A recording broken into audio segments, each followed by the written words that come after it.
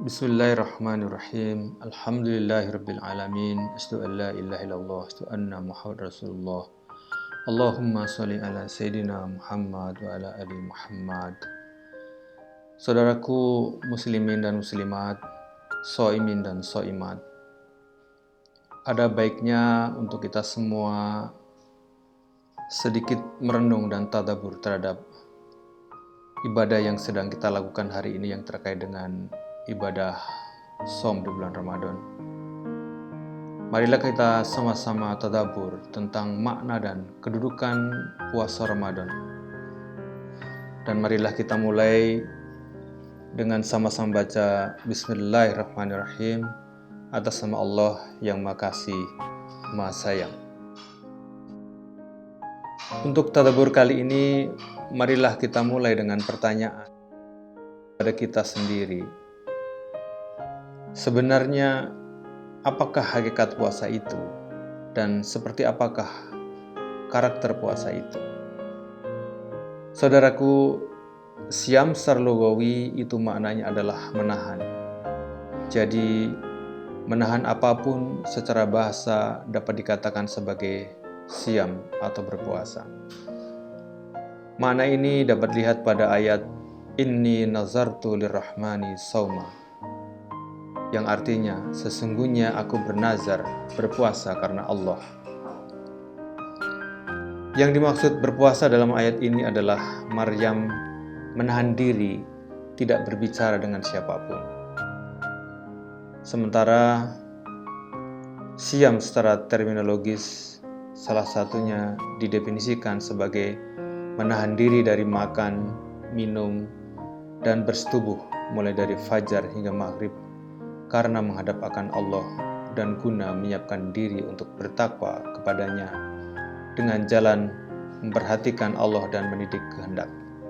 Sesungguhnya ibadah puasa itu adalah amal ibadah yang melibatkan kesiapan fisik serta psikis dan mental.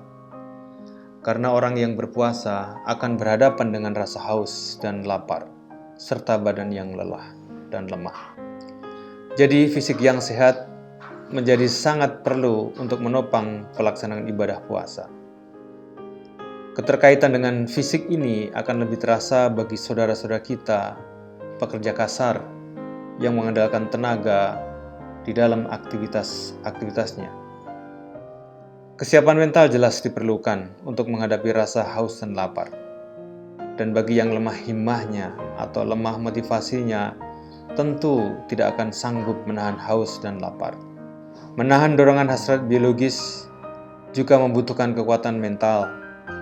Tidaklah mudah mengatasi dorongan ini, sebab hasrat biologis merupakan suatu dorongan alamiah yang terus dan selalu muncul dalam diri. Jadi, ibadah puasa membutuhkan kesiapan jasmaniah maupun rohaniah. Yang berikutnya, pertanyaan kita adalah, apakah kekhususan ibadah puasa itu? Atau apa yang membedakan puasa dengan ibadah-ibadah lainnya? Ketahuilah, saudaraku, ibadah puasa itu berbeda dengan ibadah-ibadah lainnya dari sisi tata caranya. Ia sangatlah khusus. Syam berbeda dengan ibadah sholat misalnya. Sholat itu amalannya jelas, rukunnya jelas, dan dapat diikuti. Rukun salat dimulai dengan niat dan takbiratul ikram dan diakhiri dengan salam. Puasa juga berbeda dengan zakat. Bagi yang berzakat, jelas amalannya. Puasa juga berbeda dengan zakat. Bagi yang berzakat itu amalannya jelas. Ada barang atau benda atau uang yang diserah terimakan disertai dengan ijab qabul. Demikian pula, puasa berbeda dengan ibadah haji, yang mana ibadah haji itu rukun-rukunnya jelas terlihat, diawali dengan niat ikhram, hingga tahalul secara tertib. Demikian pula, bila dibandingkan dengan rukun Islam yang pertama, syahadat, puasa juga berbeda. Orang yang bersyahadat, dia mengucapkan 2 kalimat syahadat, yang harus dipersaksikan di depan saksi. Puasa tidaklah seperti ritual yang lain. Ia unik lain dari yang lain. Amalannya sendiri tak bisa ditunjukkan karena tidak ada perbuatan lahiriahnya. Dan jika diizinkan, saya akan beri istilah puasa itu adalah ibadah non-fi'li. Ya, karena fi'liyah lahiriahnya tidak ada. Sehingga sesungguhnya orang tidak akan pernah tahu sebenarnya kita atau seseorang itu sedang berpuasa atau tidak. Kemudian jika kita tanyakan, mengapa ibadah puasa itu begitu khusus? Apa makna kekhususan itu? Bahkan orang lain pun tidak benar-benar tahu bahwa seseorang itu sedang berpuasa atau tidak. Saudaraku, sesungguhnya yang demikian itu maknanya sangat agung. Yang pertama, sekalipun ibadah puasa juga melibatkan kesiapan fisik, tapi sebenarnya perbuatan-perbuatan fisik itu tidaklah menjadi rukun puasa. Jadi jelaslah bahwa puasa itu sesungguhnya adalah suatu amalan jiwa. Puasa adalah olah batin, dan puasa adalah pelatihan mental spiritual.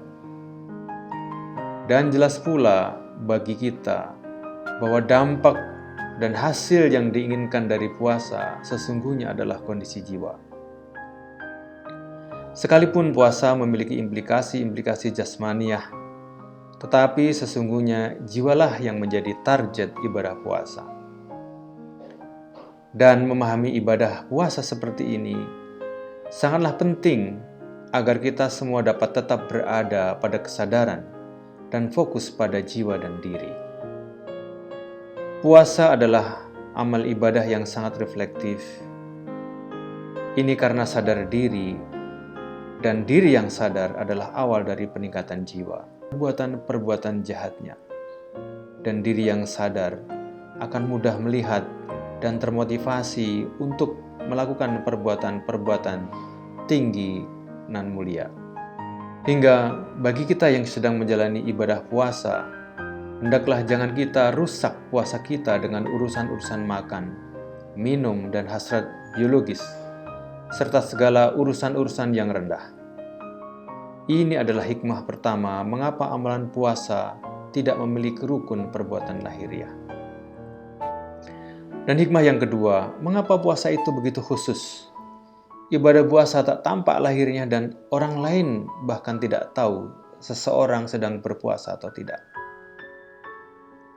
Jawabannya adalah sesungguhnya ibadah puasa adalah persoalan intimasi antara seorang hamba dengan Khalik-Nya. Allah berfirman dalam satu hadis qudsi, "As-siyamu li wa ana ajzi bih." Saum itu untukku dan aku sendiri yang akan membalasnya. Jadi saum sebenarnya kesempatan dan momentum yang diberikan oleh Allah sebagai media untuk membangun hubungan intimate seorang hamba dengan Allah, Sang Pencipta. Karena kedekatan dengan Allah adalah puncak dari perjalanan jiwa seseorang. Perjalanan jiwa kita semua. Dan kedekatan dengan Allah adalah makna takwa dari sudut yang lain. Saudaraku, jika ibadah puasa itu amalan jiwa, bahkan diwajibkan 1 bulan penuh setiap tahunnya, lalu apa ini hikmahnya? Jawabannya adalah, dalam hal ini Islam sangat jelas menempatkan urgensi jiwa dan pembinaannya.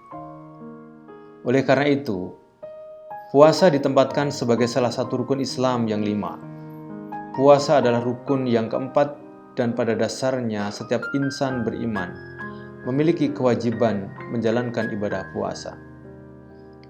Sebagai individu, apalagi menjadi bagian dari sebuah kehidupan sosial, manusia memerlukan kesalehan-kesalehan. Dan kesalehan sosial yang kokoh hanya dapat dibangun dengan dan berangkat dari ketakwaan kepada Sang Khalik. Saudaraku, ibadah puasa jika dilakukan dengan kesungguhan, ia akan menjadi sarana yang efektif untuk mendekatkan diri kepada Allah dan untuk mengendalikan diri. Dan karenanya, selain puasa Ramadan yang wajib, banyak anjuran-anjuran dari Nabi yang mulia kepada kita untuk melakukan puasa-puasa sunnah. Kita dianjurkan untuk melakukan puasa Senin dan Kamis misalnya, atau puasa 3 hari setiap bulan, atau puasa sunnah Zulhijjah, atau puasa Daud dan lain sebagainya. Dalam sebuah riwayat, Rasulullah SAW bersabda, La sauma fauqa saumi Daud. Tidak ada puasa yang lebih afdol dari puasa Daud. Pertanyaannya adalah mengapa demikian?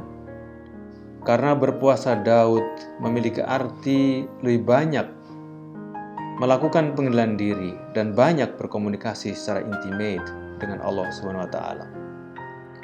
Orang yang demikian ini adalah orang yang terus berusaha mendekatkan diri kepada Allah untuk selalu bertakwa semaksimal mungkin. Jika begitu, ibadah puasa merupakan syariat yang sangat penting. Tetapi kemudian pertanyaannya adalah, bila dibandingkan dengan syariat Islam yang lainnya, sepenting apakah ibadah puasa itu? Semua kewajiban dan larangan tentu saja sangat penting dalam Islam. Kita bahkan tak boleh menerima sebagian ketentuan Allah dan menolak sebagian yang lain. Yu'minuna bi ba'd wa yakfuruna bi ba'd.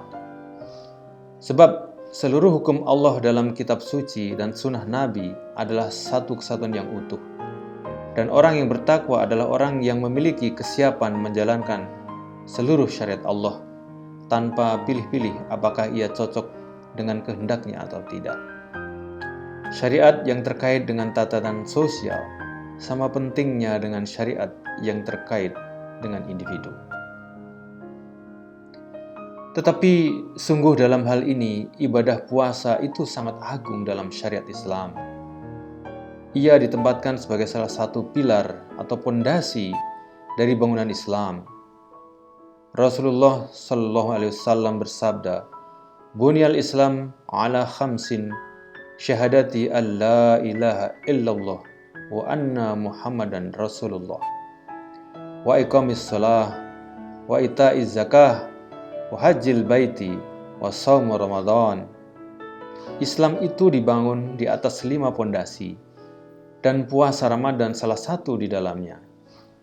Pondasi-pondasi bangunan Islam termasuk puasa Ramadan adalah asas bagi penegakan hukum dan ketentuan-ketentuan yang lain.